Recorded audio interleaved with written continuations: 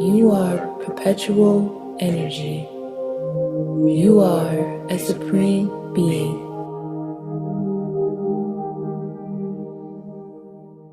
The following poem is rated R.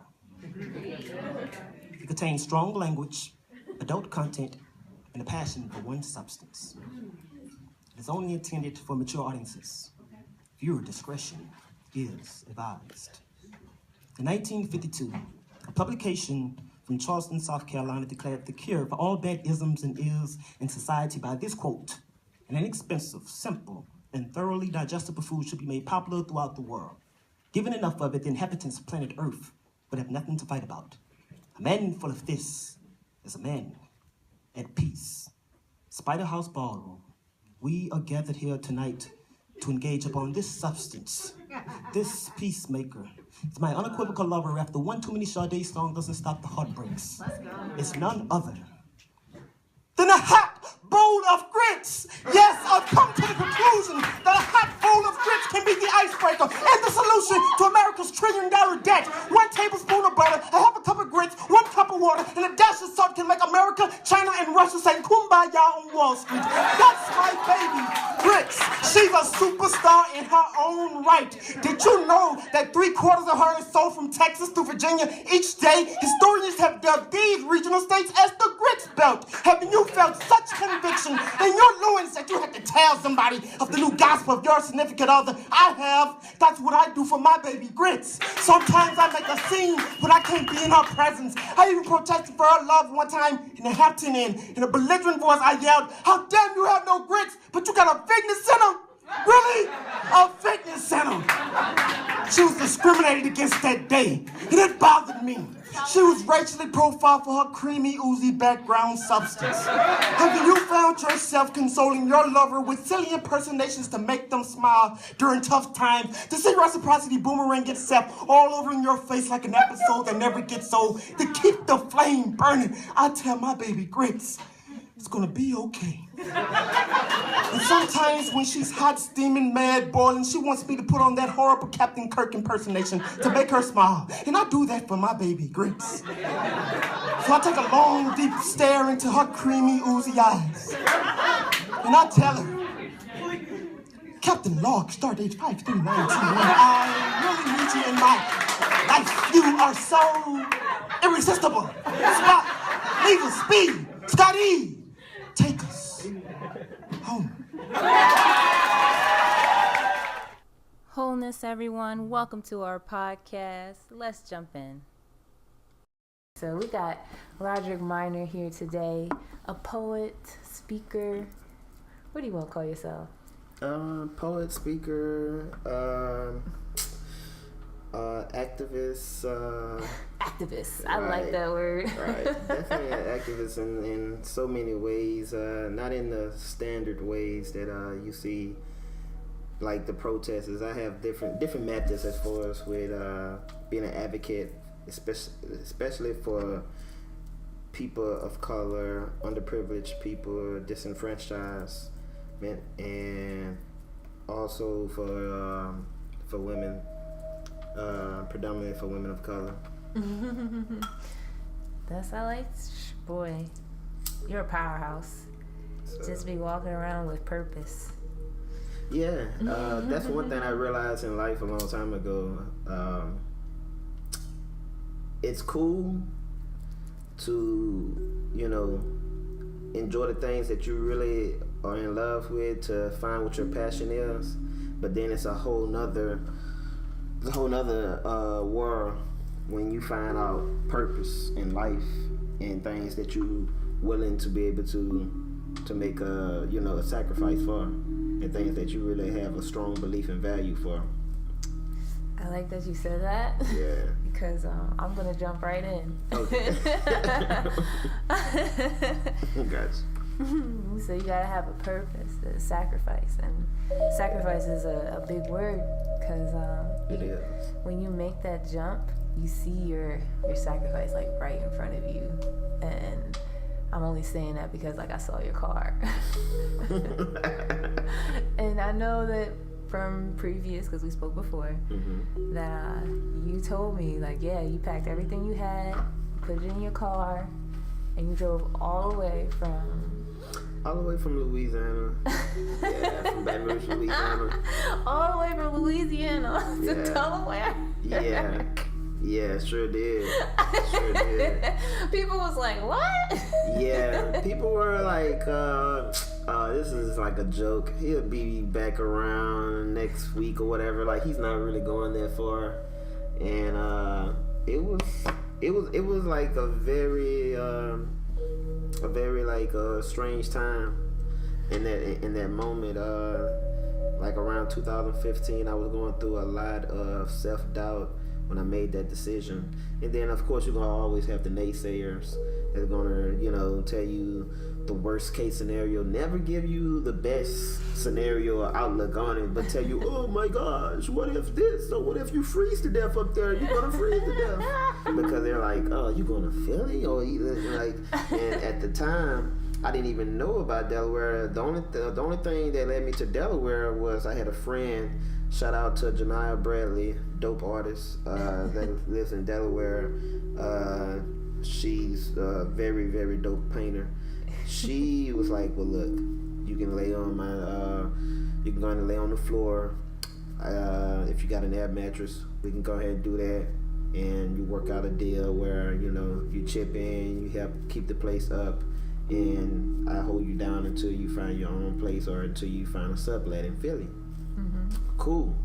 So that was my first introduction to Delaware. I stayed with her from September to December, like early December.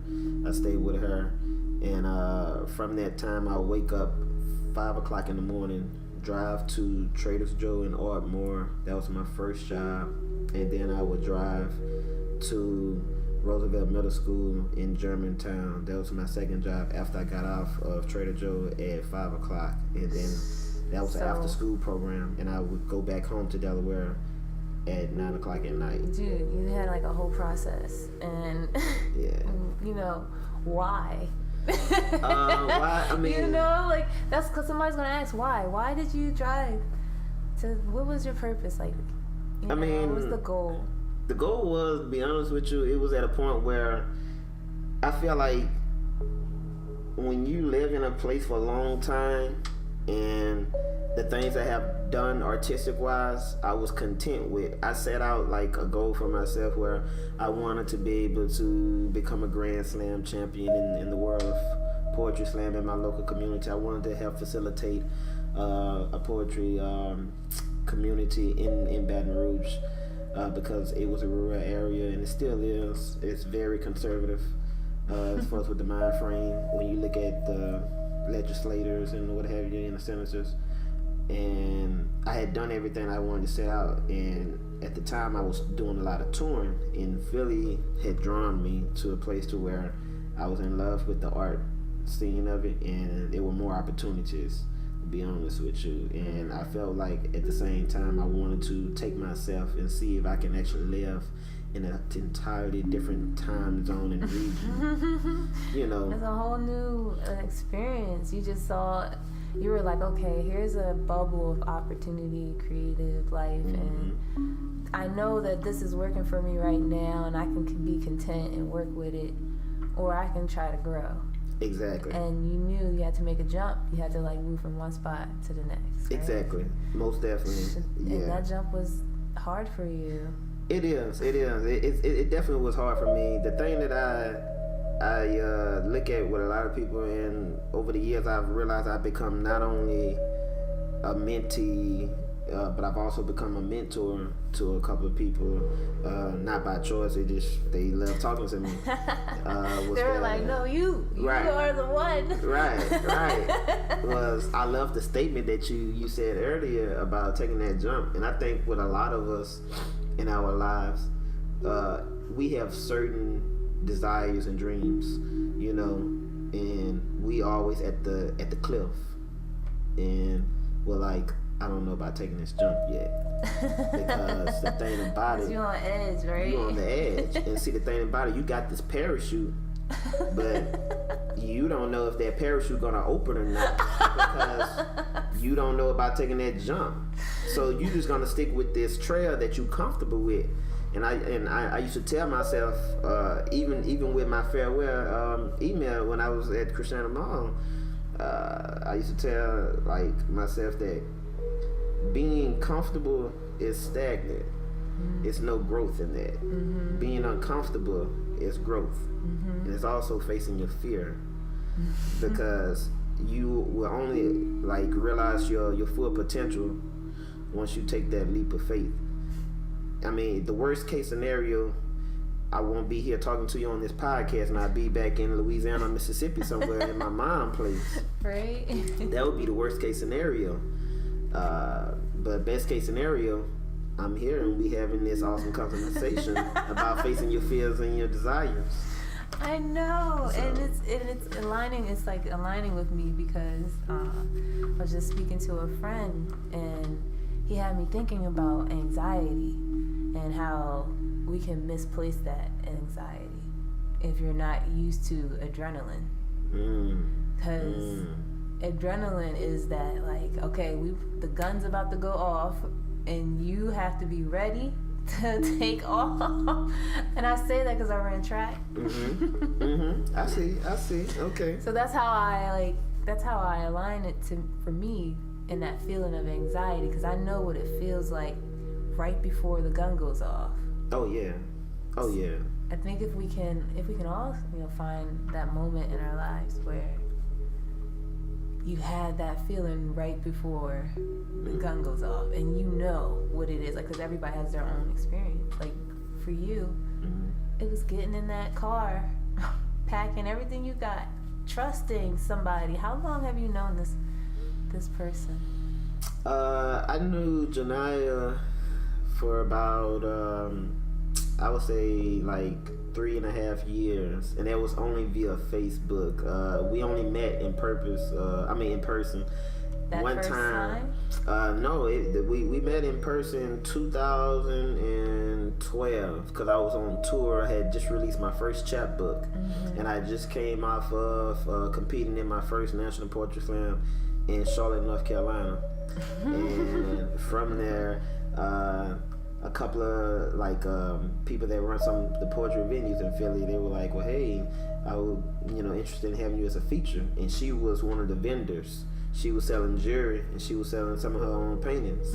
And I ended up, featuring, and everything went good. And she was like, yo, we got to be able to exchange numbers and here and there, yada, yada, yada. And we exchanged numbers, and then from there, we just kind of kept in touch throughout the time. And it got to the point to where times had got hard, and I had a connection with someone else I was supposed to stay with in Philly, but things kind of went downhill. So Janiyah was kind of like really more so in the sense of a rescue backup. Yeah, she watched you. Yeah. She pretty much watched you from the beginning, probably knew that you were going for something, and somebody who sees that in other people and has a good heart, they tend to want to help.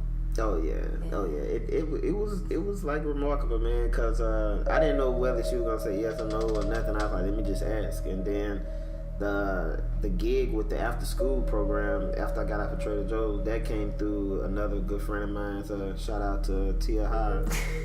I love these shout outs you doing. Right. It's just like, yeah, because I mean I have to really acknowledge them, because the thing about it that I've learned throughout life is that you never know who's gonna be able to be the connection to bridge the gap through your dreams. You just go throughout this world and you talking to these different people, and you become friends with these people, but these friendships are connections and links for a certain reason. You don't know it though, until like it manifests itself. It's like, oh, okay, this is why you're here. Right. I didn't know. Exactly.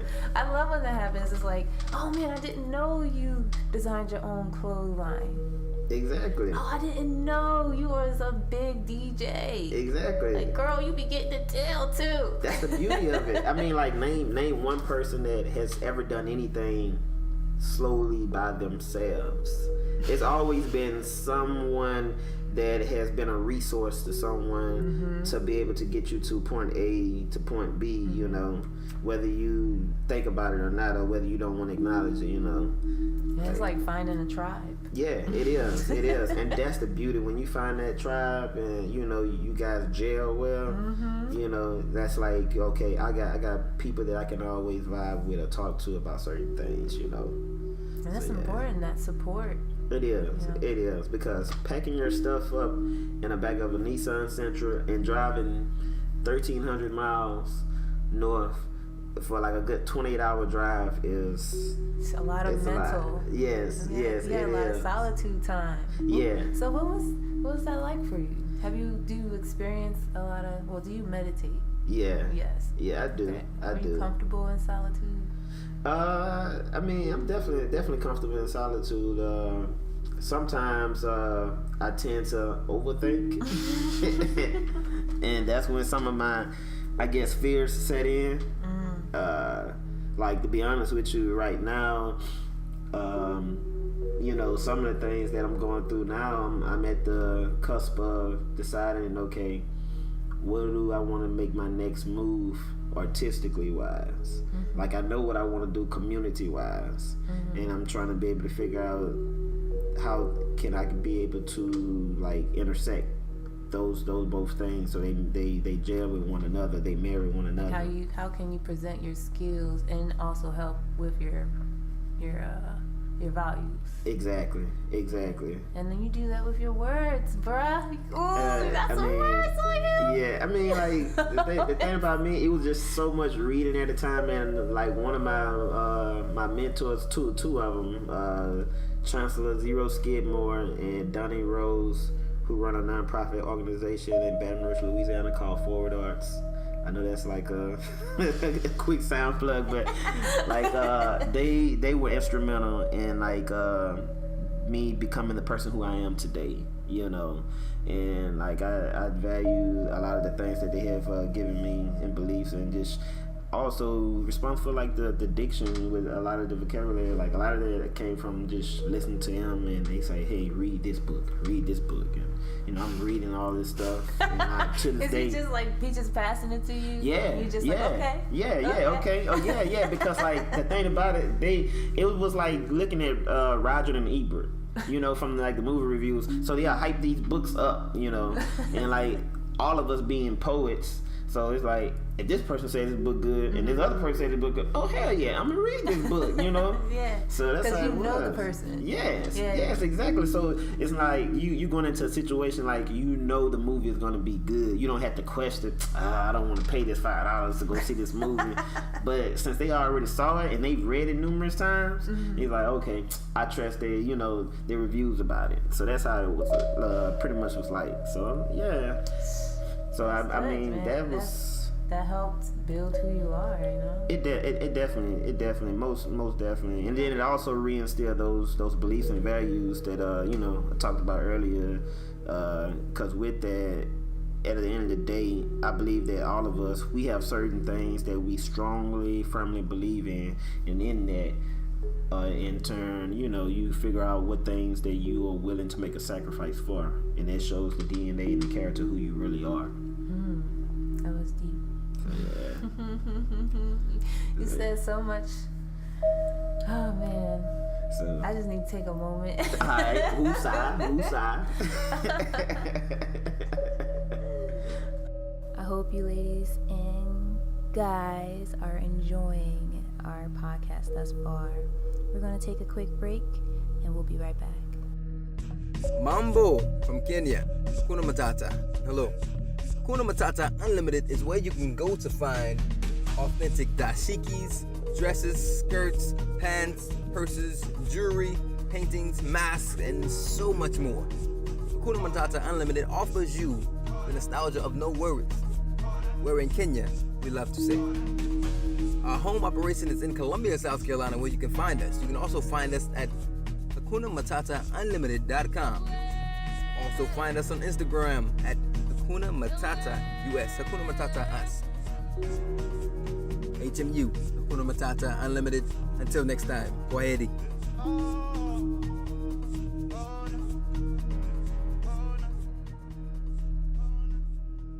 Hakuna Matata, everyone. Let's get back to it. So, you touched on a lot, and I'm just like, where can we go? We can go in so many directions.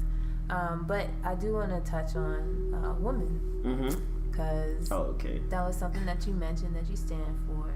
And we're all guilty of it, but we like to throw in women last, kind of. And it just happens naturally. You know, oh yeah, because you say, goodbye guys. And then you're like, oh, and ladies, of course. But you, in your mind, you're just like, everybody is included. Yeah. But you always have to come back and be like, oh, and ladies, you know. And what's up with that? Man, I think that a lot of it is so layered, predominantly because we live in a patriarchal society, and in that patriarch, you know, with that, you're gonna see predominantly, you know, men is you live in like a man rule society situation where think about it, we have a government where women rights majority of the time are voted on by men. Last time I checked, man doesn't have a fallopian tube, but they can make decisions on the parts on whether it's abortion or whether they're gonna not have abortion, like all these type of like you know, this empowerment based on gender. This is gonna be like complete sidetrack, but still all in women. Right. I recently saw the company. I don't remember the company right now, but I remember the advertising campaign because it was advertised in a way that it was for pads and tampons, feminine products. Right. And it was advertised by women. And the woman was like, okay, well, she just decided one day to look up what's in it to see. And she found that there was rarely anything for her to find on it. So, like, basically, they wasn't even keeping track. It was just like, all right, put this together. And then she goes on and talks about how most of those companies, almost all of them actually, were ran by men.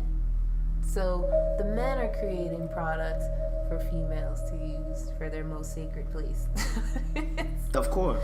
And so they came out with a natural line. Of course her company's going to blow. I mean, gosh. You're right. That's interesting. Okay, I didn't hear about that. I'm gonna have to check that out. Of course not, because you're a man. Right. You're right. You definitely right. You definitely right. I got the advertisement because I'm a woman. Okay. Like, you know, the internet knows. Okay. They do that on purpose. They know how to advertise to you. True. So True. You're not searching what I'm searching. You're not seeing what I'm seeing. You totally right. I definitely agree with that. I mean, in so many ways, it definitely kind of go back to what I had mentioned earlier. In the society we live in, it's so much like patriarchy in it, you know. I mean, when you look at the mindset and the conservative views that we have for the person that supposedly run the country, you know, 45 who shall remain nameless. I don't feel like naming his name, but like the mindset and the views that he has about women and like talking about quote unquote locker room talk and like come on, yo. He's a joke. Yeah.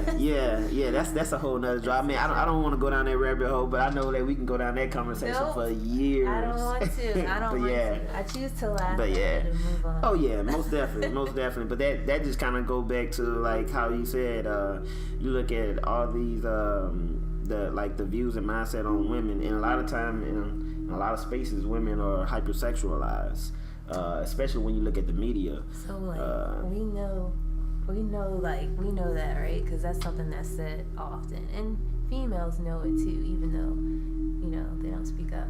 Right. And then you have to question, why? What's keeping somebody from speaking their voice? What's keeping this woman from standing up for herself?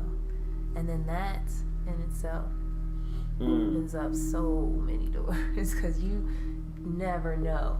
Right. You're right. You're definitely right. I mean, But there's nothing to fear, you know? it's not. I think it goes back to that finding that tribe, like you said, and You being do. willing to search and make that jump. You do have to make that jump, yo. Like, you definitely got to make that jump, regardless of what you might feel in that, you know, that's tugging at your chest. Like, yes, it's gonna be fear.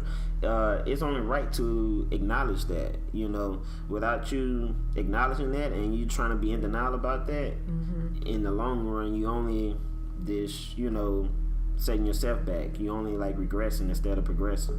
So what's some projects you working on right now? Because I know you're working on a couple of things to express a lot of what we're talking about. Yeah. Yeah. So come on, let's you said a book. Yes. I'm still working on chapbook. Originally it's supposed to be out in October, but it's been pushed back to later in the winter. Okay. Yeah. Oh yeah. I mean, like it got pushed back for some very important reasons, but it's definitely coming out in the winter. With that, I'm also excited to announce. I haven't really told anyone, so this is actually like a first announcement. This is the first announcement. Is that hopefully, if everything goes on point, which it will. Yes. Okay. In 2018, I'm actually working with a very special doula in Philly. Doula? Yes, it's a doula. A doula? Yeah, I'm working with a doula. Okay. Well, we're talking about people of color, predominantly women, giving birth. You know. What's her name? Her name is Marquise Taylor. Okay. Yeah. Okay. Because I know I'm a doula too. Okay. I know I'm okay. too, and I'm trying to get her. Okay. Cool. Dope. So yeah, like we working on a project where it's really gonna be like a documentary. It's gonna be a documentary that encompasses talking about women of color giving birth, and also with poetry that's going to be infused into it as well. So I'll be on the back end kind of editing and also doing some of like the filming as well. So I'm kind of like diving into a little bit of the filming process. Project. Yes, it is. Then on top of that, we agreed to collaborate since that she's a native of Philadelphia, where I've been tugging to talk about gentrification and how gentrification just focus on it in Philadelphia, and have that message echo for like other platforms and how that can look like in any city. So when you say gentrification, can you define that word, please? I mean, when you look at it, just to give you like a zoomed in portion of it, gentrification is where, you know, you drive out the lower income families, and in that area you have buyers where they come in, they tear down the old house and income, and they put like a new Starbucks or, you know, a new movie theater or a new mall in there. And then what happens is that the income goes up for us with trying to afford living. And then with that drives out the lower income, and before you know it, with some people, they use the term, I'm not too fond of the term, where you have like the hipsters that come in and live in the area there, you know, predominantly like the 20 to 30-year-old, where their mother or father is paying for their rent and what have you. Oh, you know, somebody's providing for them. Right, and a lot of them are transplants of different areas, and you see that a lot if you ever go down Broad Street at Temple University. You see a lot of that area has been gentrified, and that's what I've noticed since I've been living here. I mean, me talking, I'm a transplant myself, but I choose to actually, you know, see it and acknowledge it. So that's the main scope of it there. Like you will see even the price of like groceries and all that would go up in the area to a point to where people cannot even afford that lives in lower income. And those type of prices going up are easy to overlook. Yeah, You know, it is. If it's not something that's in your face every day. Yeah. Yeah, I mean, like if it's not in your face every day, You don't even care, you know, because you're in your own lane. right, you know? right. It's like, why would you need to stop and look? Exactly. I mean, and the thing about it, it's easy to not see it, but then once you in the area for so long and you see all these, like, you know, the prices of stuff going up everywhere, eventually you're going to become aware of it whether you like it or not. That's like, for me, it's like when I was younger, we used to have penny candy. Okay. It was candy for a penny. I've never heard of that. Penny candy. Of course not. Okay. They don't have that anymore. Sound good, doesn't it? Okay. And of course, for me, can you imagine? I don't know how old I was, a 3-4-year-old or something like that. And $1? If you gave me $1, I had 100 pieces of candy. For real. I had 100 of my favorite pieces too. I could pick and assort them. And he had, it was the Candyland. That kind of getting me hungry there, but okay. But you know, that stuff is a drug. And man, I was on it. Man. But anyway, that price is up now. And you don't even have penny candy. You get it in a bag and you pay like $3 for like 50 pieces. Wow. Yeah, that's crazy, man. I mean, like, that's just like you said, like when you look at it, it's a lot of places that are like that. Like gentrification is to me, I believe is universal. Like no matter what state you go to, you cannot tell me that it's not a place that has changed to improve the look of it. Some people, when you talk to certain people, they like to use code words for it. You know, we're gonna beautify the area. And then you have to really understand what beautify means. And a lot of this I picked up on because I had friends that were, you know, in political science and stuff like that, you know, that were like doing interns under senators and understanding the language, how they use it, you know. And when they say stuff like that, oh yeah, we're gonna like beautify the area, like basically what they really mean is that all you low income people, we're gonna go ahead and like bring in some new developers and we're gonna shut this place down. We're gonna go ahead and tear this down and we're gonna like make it a new high-rising town home, go up on the price. Of course you cannot afford it. We're gonna put a Starbucks over here. We're gonna put a Whole Food over here. We're gonna put a train station so that people can be able to use more convenient so they don't have to drive. And with all that all takes money. So you're you're pretty much stuck to where I cannot afford this. Man. And you're driven out. I never even looked at it like that. I'm Yeah. like, shit. Yeah. I look at a lot of stuff. Like for me, I'm a person, I would say, especially being from a rural area where language was sacred to me. You see a lot, but you don't say a lot. So you observe and you keep your thoughts to yourself because out of fear growing up, you didn't know who was going to give you any backlash because I grew up in a conservative area. But I've always wrote a lot of times either in my mind or written in books, and that's how it manifests into poetry. Oh, you're amazing. So, yeah. You're so amazing. Oh, man. It's been a pleasure getting to know you. It has, and I'm going to say this, I'm sorry. I'm so amazed that it's difficult for you to find a lady. Oh, man. Like- Oh, man. Because you're so sincere, and I can see a female that's unbalanced taking advantage of that. Yeah, I mean, I know we never had this conversation before, but I can dive a little bit into that. Oh, you know, I don't mind. You know, I'm pretty much You don't have to. the way how I feel, honestly. For real. You don't For have to. real. I mean, look, we on this podcast. The only thing that's off limits for me is if we talking about some loans from Sally Mae. I'm not talking about that. What? Yeah. like I owe them. And Don't like, worry about it. Don't even go there. So like we're not talking about that. But everything else, I'm at a point in my age where I have nothing to hide. You know, I've done my wrong deeds at a younger age, and like, I'm still in the process, just like everybody else. You still growing, you still learning, you know, especially with relationships, and especially with, you know, finding, you know, matters of the heart. Like, I believe that's a never-ending process.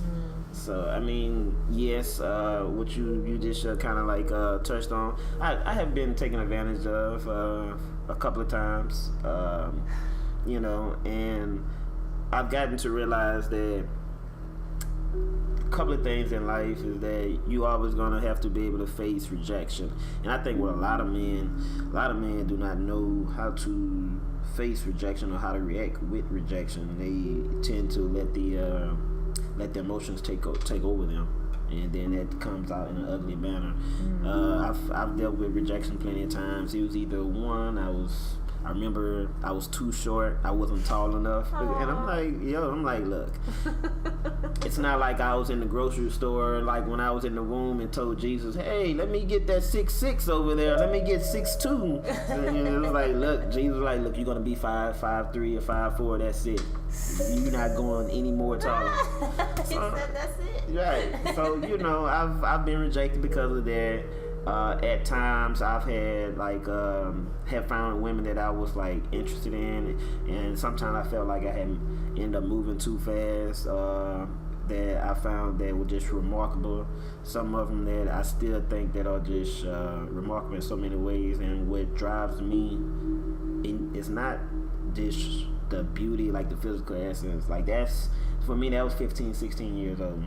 Now I'm at a point where what are you passionate about? Because that's what's really gonna make me like be like, ooh, I need to holler at her. Like, and I know that sounds cheesy, but I'm of a mindset of I need to try. Right. I'm in like a mindset of like, if you got something that you're passionate about, or like a goal that you really wanna, you know, be able to make something of your life. Like, everyone is not built to be an entrepreneur, and that's I think that's the thing that a lot of people get sucked into. And for me, if you're not even an entrepreneur, I get that. You know, as long as it's something that you have something passionate about that I can see, then I'm cool with that, because we definitely gonna be traveling. I'm a person, I love to travel, as you can tell. I mean, you know, I drove all the way up here 1,300 miles. I love to try different foods and stuff. Love the arts. Love to have a good time. So, like, if I can find that in a woman, then hey, I'm all Gucci. I'm good. Like, it's nothing extravagant. Like, I'm not a high maintenance person at all. That's one thing I can say that I'm thankful for. And what I mean by high maintenance, materialistic. You know, give me, like, if a person give me $400, like, I remember, you know, I would like take you out on a date where we going to an open mic, or we going to a nice little restaurant, then we're gonna go to a museum, probably have like a hot air balloon, stuff like that. You're gonna be living life. You're gonna be experiencing life. Yeah, exactly. So I mean, yeah, hopefully one day I'll find that woman. You know, I got to a point to where I used to actively search and go on dates. I used to actively put myself out there. Yeah. And then after, you know, a couple of rejections, and after after that, I was like, you know what, let me just chill. Some bad relationships. Yeah, it was some bad relationships. Not too many. Like, I say I've only had like four relationships I've been in. Like, look, I only took 4 times. Yeah, exactly. My first relationship, I mean, by a handful down, that has been the best relationship of all. And I guess because I lost my virginity to her. I was 22 years old, so yeah, I was a late bloomer. I was very sheltered growing up. You know, I was. Nothing wrong with that. Yeah, there's nothing wrong with that. Now that I look back on it, hindsight, I mean, I grew up under my grandmother, who was very religiously. She was in the choir and everything. So yeah, had me scared of like trying anything. And then my father had me scared because he was like, "Be careful of women." I was like, "Oh man." So okay, man. He was like, the number one thing you need to know. Yeah, he was like, you don't want to stuck in a situation where all your dreams are gone. Oh, It's like, no. man, yeah, I'm sorry. My dad, he's very, he has that old school manly conservative of like, sexism mind frame. So yeah, thank God I didn't become like that. But I mean, that's who he is. I mean, because you get a blend of the two, though. You do. You do. So I mean, like at the end of the day, the thing I've learned, I love women. Love women for who they are. I believe that at the end of the day, when you look at predominantly like women of color, have always been the backbone of carrying a man. Always picking up a man to get him to realize his full potential. And I hate that it has to be that way, but that is the truth. Whether people want to admit it or not, when you look at Michelle Obama and you look at the Jay-Z situation and all that, like everyone went crazy over the album with 4-4, but a lot of that came out of like the bad relationship vibes that they had during that time and during that turmoil. So even with relationship with my mom and dad, my mom has always been there for him, even when the times when he did her wrong. So that's one of my things for like as far as with women of color that I'm always attracted to a woman, and hopefully I do look forward to one day settling down with a woman, have a nice little family, have the little kids, but definitely gonna end up having these kids like traveling, being able to experience the things that I didn't, because I came from a rural area that I didn't have much. You talking about the education system that was 49th ranked in like the United States. So yeah, but yeah, that's my conversation with women. I've had some setbacks. And I just want to say something real quick, because I feel like it has to be a disclaimer. All right. Because we mentioned women of color. But women of color is many colors. Right, of course. We have to say that. We do. Brown, yellow. Whatever color. Right. We only say, especially women of color, is because that phrase is known to specific, like make it known that we're talking about black women. True. So that we can relate and talk where we see a problem. Right. Yeah. I'm definitely want to clean that up. Yeah. It's like a boundary of language. Yeah. When I say women of color, from my perspective, it's not just black women. We're talking about different ethnicities, and then and that's not to exclude just women in general. I mean, like, I remember the conversation that we had a while ago when we was talking about, just divorce for women in general. When you look at society, and a lot of times a man's voice kind of overcrowds a woman's voice. I'm glad you brought that up, because that's something that I've been thinking about, because as I'm looking for people, actively looking for people, in a way, for this podcast. Okay. Because like, I see so many great things in people. I can see something great in somebody, and then they shut themselves down immediately. And then I can't really say, man. I can say, yeah, you could be real good at this, man. If you just focus up, just get it. You know what I mean? Just believe in yourself. Right. Just believe that you can do it. Right. But it's always an excuse, right? It is. Man. It is. I have so much to say about that. Not just from, like, of course I cannot. That takes it just from females to men too. It does. I mean, when you look at that, believing in yourself, that's on a whole nother spectrum when you open up that conversation. Because I knew for a long time I had self-doubts about believing in myself, and then to this day, believe it or not, it's sometimes I still question myself. And the thing about that, I look at that's human nature. You mean it's, as long as you wired and you have nerves in your system, you're gonna always think about, I don't know if I can do this. But one thing my mother taught me a long time ago, and one of my mentors taught me, was you don't know until you try. And one of my other mentor, Mr. Robert Cox, he was my art mentor and became like a life coach for me in many ways. Was like, go out and like just start somewhere. You know, if you know, like he said, the most scary thing to a lot of people, and I like to use this example as an art major. He said life is like a blank canvas. And with this blank canvas, the most intimidating thing to do is to try to see the end of that picture, and all you see is a blank canvas. That's the scary thing, is looking at the blank canvas. But once you make a brush stroke, then you come back and you make another brush stroke. And the next week another, and then you're like, oh, okay, I kind of see it a bit. Now it doesn't look so much intimidating. But before, when you look at a blank white canvas, that's like your path on like your desire, like on your trajectory of what you want to be in life, or to realize your full potential.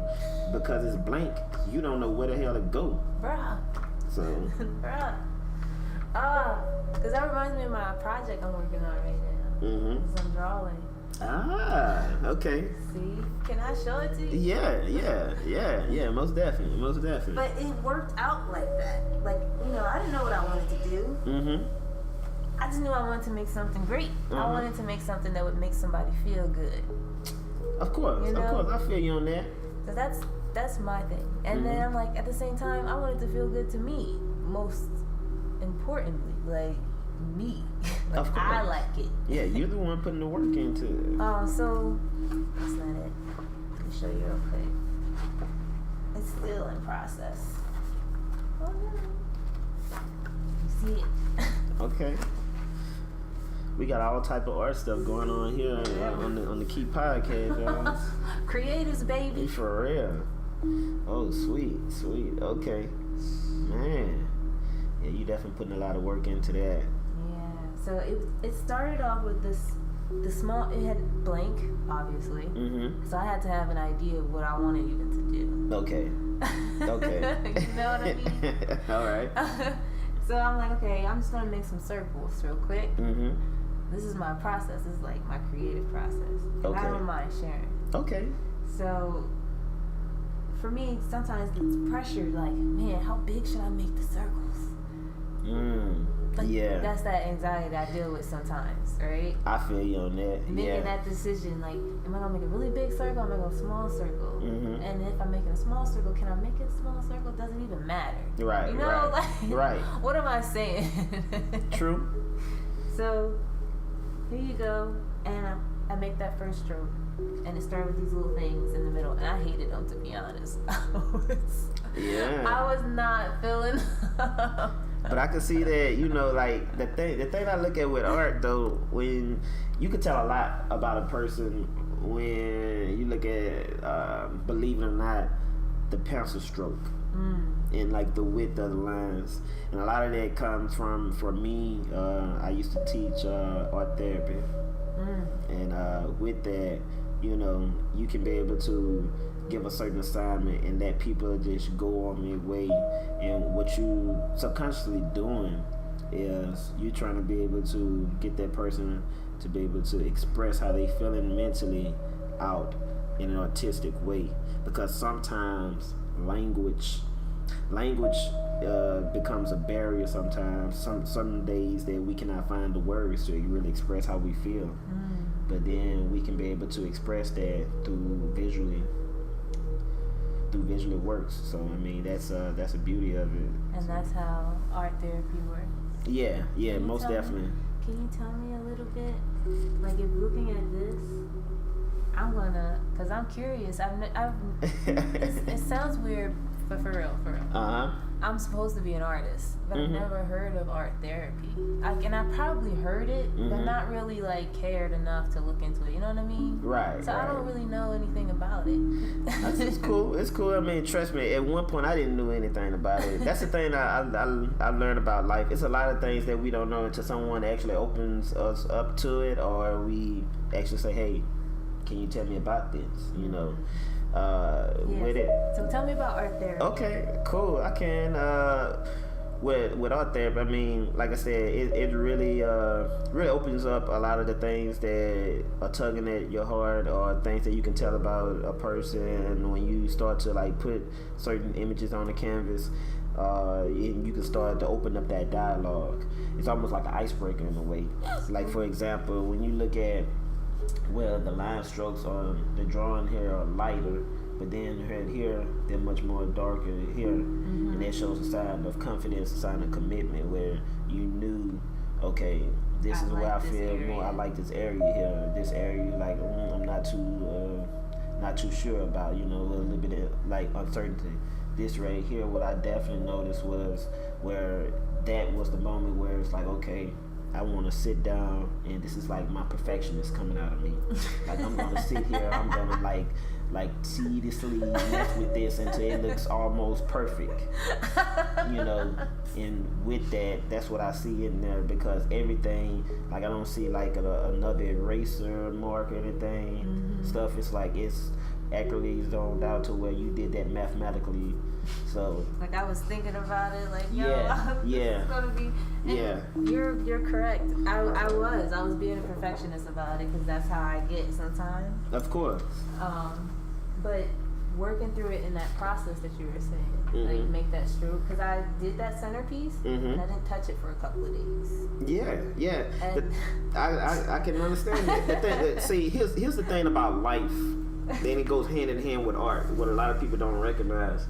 When it's something that you're driven about, or something that you set your mind to, and with a lot of us, I think that, well,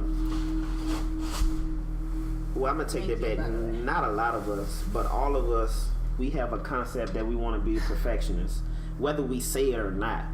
It's things in life that we want to perfect, whether that's perfecting to be a better person in life, or a better person in art or what have you. When you put that amount of energy into something, and that perfectionism, it drains you, and then you need to like, hold up, let me take a step back and like recharge my batteries.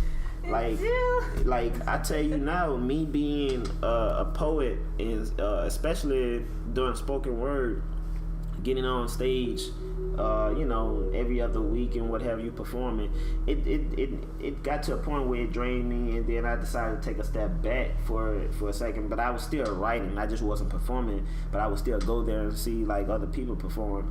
Like you were still surrounding yourself. Yes, you have to. I believe that it's very, very important, and it's very essential to surround yourself around that creative environment that you know that you feed off of, because it's almost like the thermodynamics of energy. Right, you recharging your batteries. Right, you are. You I'm definitely not feeling very artsy right now. Let me go into the environment that makes me feel artsy. You do. You need that. You need that. That's why I tell a lot of people, and I think that with that being said, it's harder nowadays, because we live in a society where we still need to pay our bills, but you still want to be able to be a creative at the same time.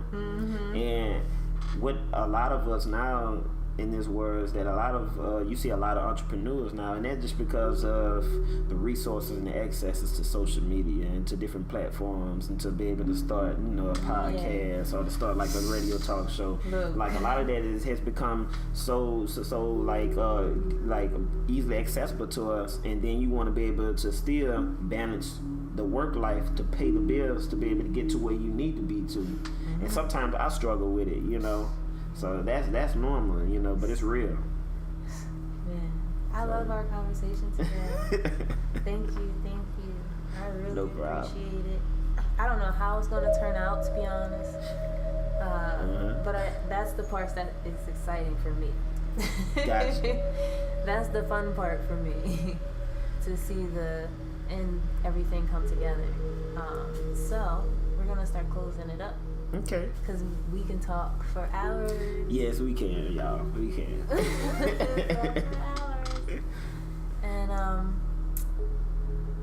let me think. I would like for you to share a poem. Oh, that man. is okay. Okay. Something that you feel like you would like to share in this moment.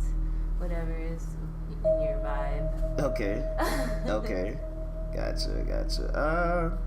I'll go ahead and share this poem with you guys. It's actually it's a poem that's gonna be in my new book coming out soon, my new chapbook. It's called Translations, and it was written like in a like how you would read a term in a dictionary. So it's called Black. 1A, a supernova before exploding. B, the summer, the sun eclipse. C, Halley's Comet. C, Kareem Gaines, Philando Castile, Resilience, Resistance. Or 2, the extraterrestrial after the UFO, the gamma rays before the bullet, the cosmic smile of Nubulus, Mother's Joy. C, a group of marginalized people, the Hulk, Michael Brown, a black boy. 3, the nurturing nucleus of the Milky Way, the twerking of a meteor shower, the celestial bodies of the final frontier. C, Mother, Black Joy, divine in all its glory. So that's one of the poems. Yeah. Bruh. Yeah, I appreciate that. Fire. Yeah. What it was, I was taking a flip on like all the constellations and like the terminology that you use in astronomy. Yes. And I just flipped heard it. them. So yeah. I heard them. And then you call it translations? Yeah, translations. That's the title of it there. Oh. Translations for black people. Yeah. So yeah. Man, thank you. Thank you. Please share your social media. Sure. You can find me on Instagram at Roderick M. You can find me on Facebook as Roderick Minor. On Twitter, you can find me as at Roderick Minor. And on Tumblr, yes, I'm on Tumblr, guys. That's where like all my mystery writing happens, because like no one really checks Tumblr anymore like they used to.